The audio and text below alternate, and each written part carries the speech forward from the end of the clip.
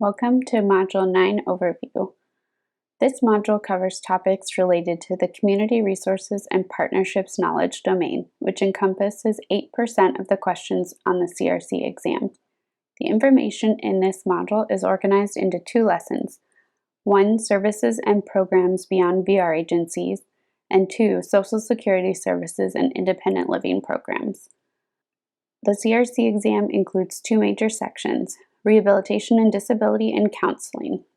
The Rehabilitation and Disability section, by the completion of this module, you will be able to recognize and identify available programs and services for specific and underserved populations, recognize Social Security programs, benefits, work incentives, and disincentives, recognize and identify funding sources and community resources for rehabilitation services, facilitate skills development and independent living services, facilitate training in financial literacy, identify and refer clients to services available through client advocacy programs, refer clients to and build relationships with one-stop career centers and other community stakeholders, describe and facilitate life care planning and services, support full community inclusion for individuals with disabilities, and implement counseling that impacts employment on community services and benefits.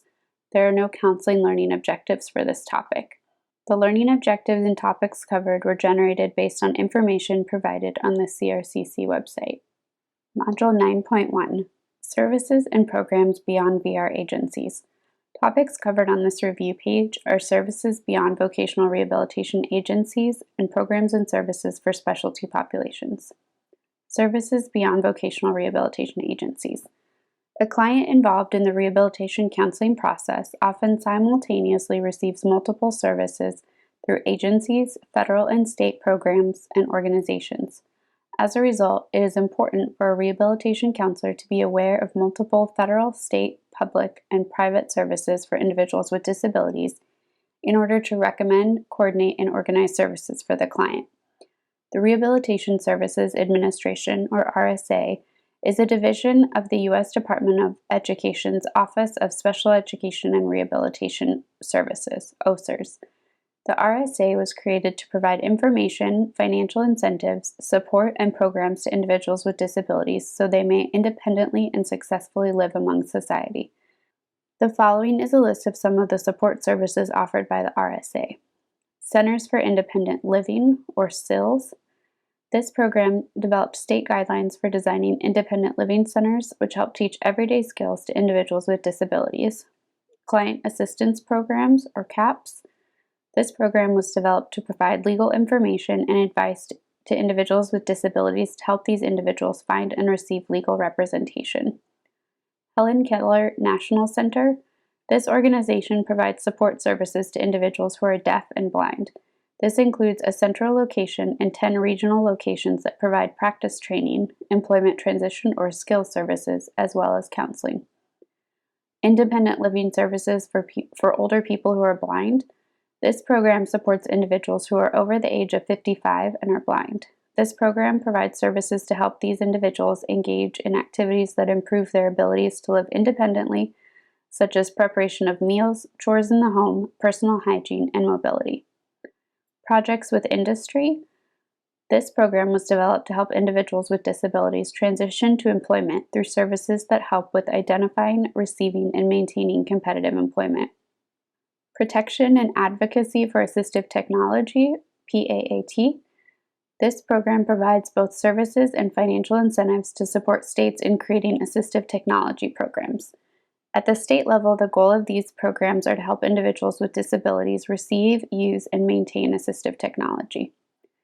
The Randolph-Shepard Vending Facility Program. This program was created under the Randolph-Shepard Act of 1936 and amended in 1954 and 1974.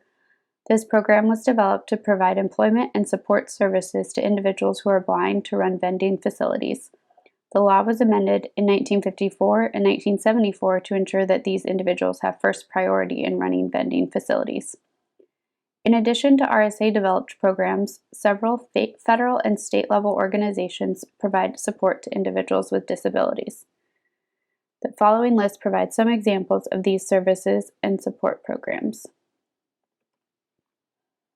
National Institute on Disability Rehabilitation Research, NIDR. The NIDR is a division of OSERS that provides financial support for research that focuses on helping individuals with disabilities perform day-to-day activities, work, and live independently within society. The NIDR also funds research facilities that focus on improving the lives of individuals with disabilities. The Rehabilitation Engineering Research Center, RERC, is a facility that researches and designs assistive technology and strategies for individuals with disabilities. The Rehabilitation Research and Training Center, RRTC, is a facility that investigates the rehabilitation process for specialized disabilities. Office of Special Education Programs, or OSEP. The OSEP is a program offered by the U.S. Department of Education with the goal of providing services and support to children with disabilities. The OSEP provides financial support to state agencies to help parents and guardians of children with disabilities receive information about the disabilities, special education support, and necessary assistive technology. One-Stop Career Centers. One-Stop Career Centers were developed by the Workforce Investment Act of 1998, which is now the Workforce Innovation and Opportunity Act of 2014. These centers are operated by the states and help individuals with disabilities receive career counseling, job matching support, and training related to work performance and skills. Temporary Assistance for Needy Families Program, TANF. The TANF program through the U.S. Department of Health and Human Services Administration for Children and Families provides grants to state and federal agencies to develop services that allocate financial support to individuals with disabilities who need supplemental income beyond their salary. The American Association on Intellectual and Developmental Disabilities, AAIDD, is an organization that helps individuals with intellectual and developmental disabilities, IDD, obtain support, resources, information, and legal entitlements related to IDD. The American Foundation for the Blind, AFB, is an organization that helps individuals who are blind obtain information about their disability, legal entitlements, and accessibility needs. The National Association for the Deaf, NAD.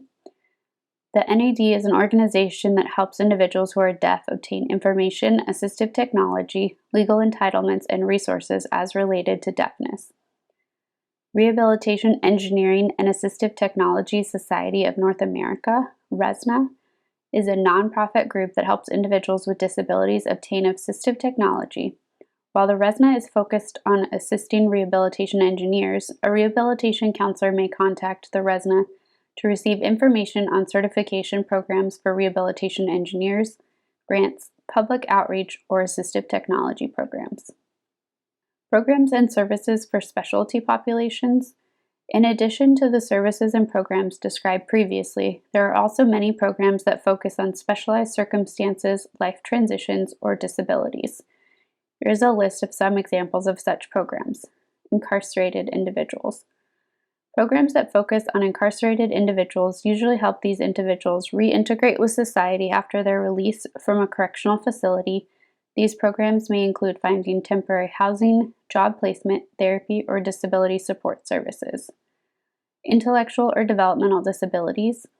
Programs that focus on individuals with IDD often provide services related to independent living, work placement, and skills training, and day-to-day practical skills training.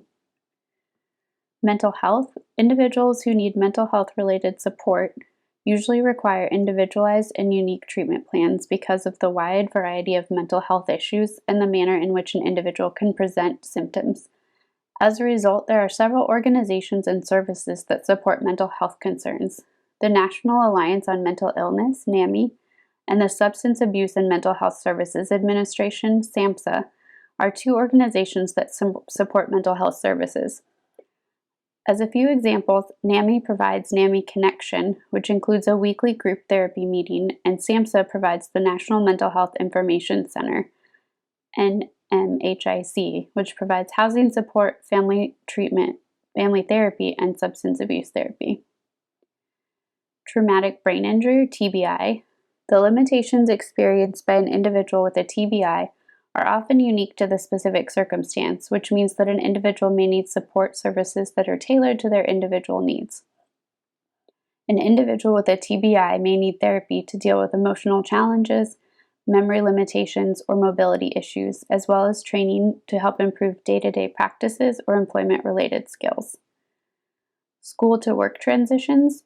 There are programs that support individuals as they transition from high school to post-secondary training, education, or employment. These programs may include skills development, mentoring, apprenticeships, and individual placement and support, or IPS models.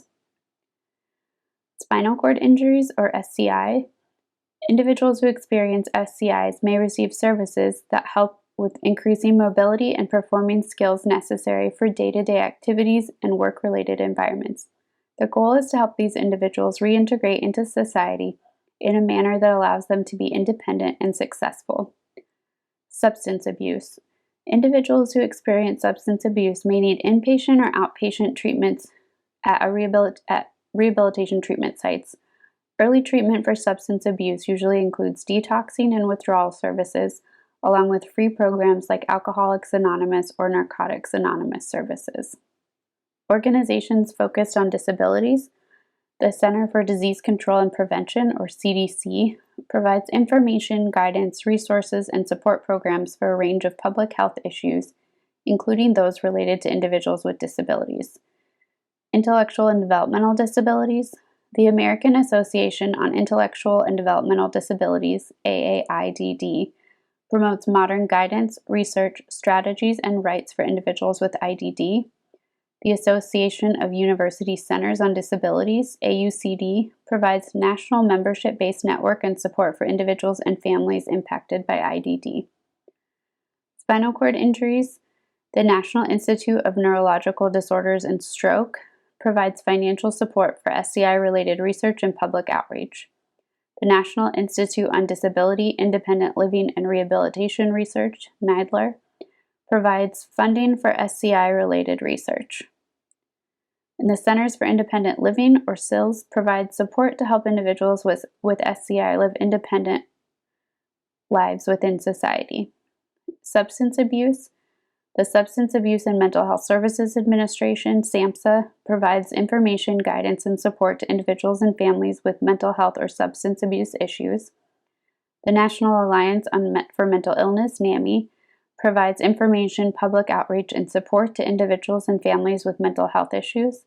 And mentalhealth.gov, a website developed by the federal government to provide public outreach related to mental health and substance abuse issues. And traumatic brain injuries, or TBIs. Traumatic Brain Injury Model Systems National Data and Statistical Center, TBINDSC, is a national resource for researchers and those who need to use data related to TBIs. The goal of this resource is to progress medicine and research related to TBI. Module 9.2, Social Security Services and Independent Living Programs. Topics covered in this review are Social Security programs, financial literacy and benefits counseling, services that promote independent living, and life care planning and services.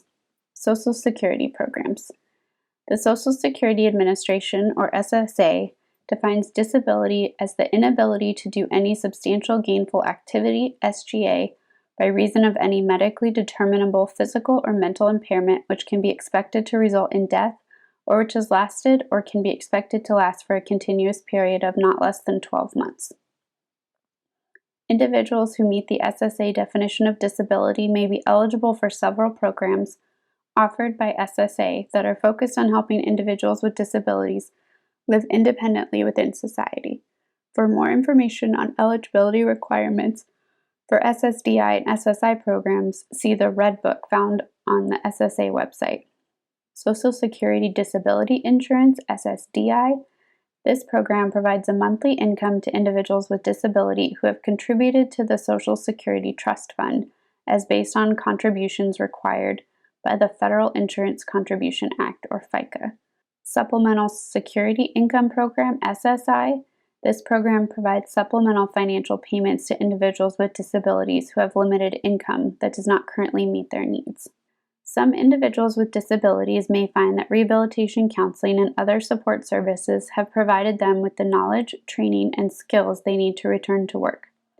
The purpose of these programs is to help individuals with disabilities become less reliant on SSA programs like SSDI and SSI. The SSA and other federal agencies have created several programs to incentivize individuals to return to a work environment. The Federal State Unemployment Insurance Program provides financial benefits to eligible individuals who are unemployed by no fault of their own and meet other eligibility requirements as defined by the state. Impairment-related work expenses, IRWE, includes the costs required for reasonable items and services that facilitate an individual with a disability to work. The SSA will cover the cost of these items to a specific extent, depending on specific rules and eligibility requirements. Some items that may be considered IRWE eligible include transportation, service animals, or prosthesis. Plans for Achieving Self-Support, or PASS, program allows individuals with disabilities to set aside money for purchases of items or services necessary to achieve an employment goal so that those financial resources will not be considered when determining eligibility for SSI benefits. The Old Age Survivors and Disability Insurance Program, OASDI. This program provides monthly financial benefits to individuals who are 1, retired, 2, have a disability, or 3, are survivors of injured workers.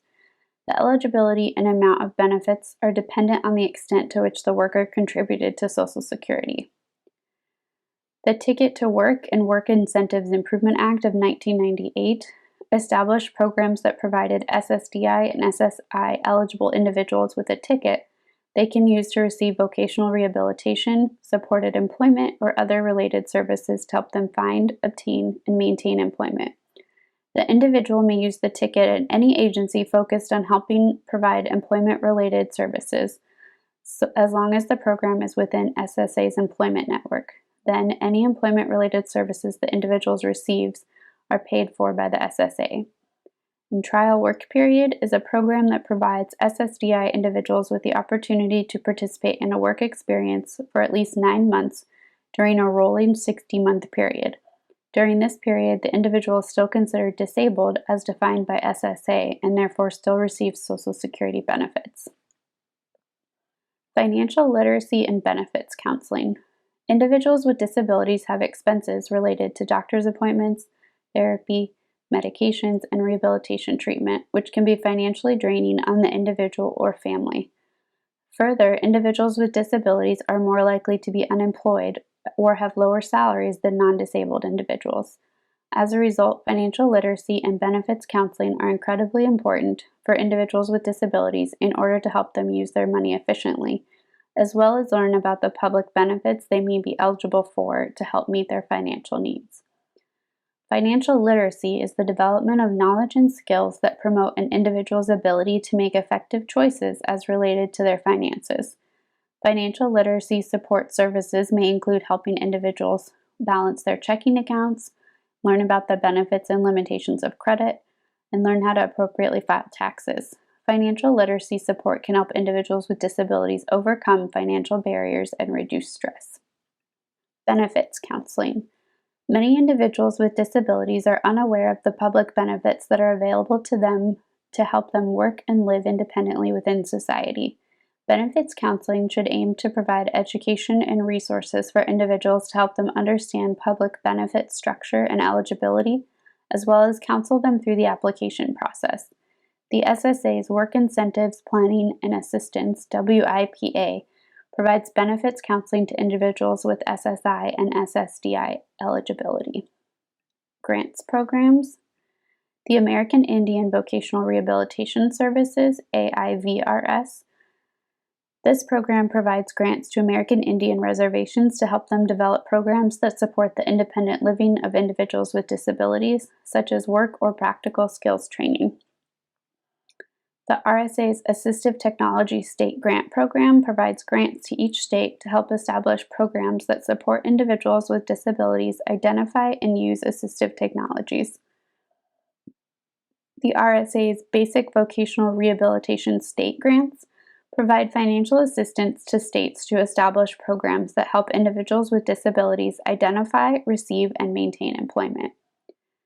The RSA's independent living state grants provide financial incentive to states to establish programs that help individuals with disabilities successfully live independently. Services that promote independent living, client assistance programs, or CAPS, initially developed under the Rehabilitation Act of 1973, CAPS provide information to individuals with disabilities about the benefits and support offered to them as a result of the Americans with Disabilities Act. As an example, these benefits may include practical or work-related skills training. Legal Service Corporation is a nonprofit entity developed by the U.S. Congress to establish legal aid for individuals who cannot afford to pay for it.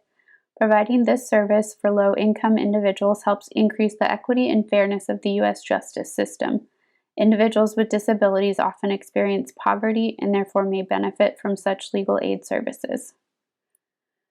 School to Work Transition. The Individuals with Disabilities Education Act of 1990, IDEA, highlighted the need to help youth with disabilities transition from high school to post-secondary education, training, work, or independent integration within society. As a part of IDEA, transition planning occurs through individualized education plans, or IEPs, written plans of transition for youth. The IEPs were developed for each child starting at age 16 to plan the transitions that the child would need to integrate into society and meet their goals. The transition responsibilities of the state rehabilitation agencies were explicitly defined by the Rehabilitation Act of 1998, where the state is responsible for coordinating with public education officials to design a plan that helps the student transition from high school to society. The WIOA amendments to the Rehabilitation Act in 2014 highlighted an increased focus on VR services as part of transition. This included a regulation where at least 15% of federal VR money must be used to help with transition services. Life care planning and services. Life care planning is the process for creating a plan for estimating costs and services needed for an individual with a disability. Such plans are usually extensive and outline all long-term care considerations that incur costs or time requirements.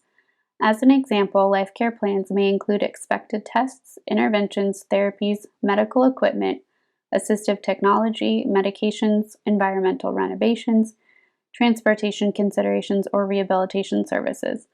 Life care plans should include all necessary care requirements from now until the individual's death.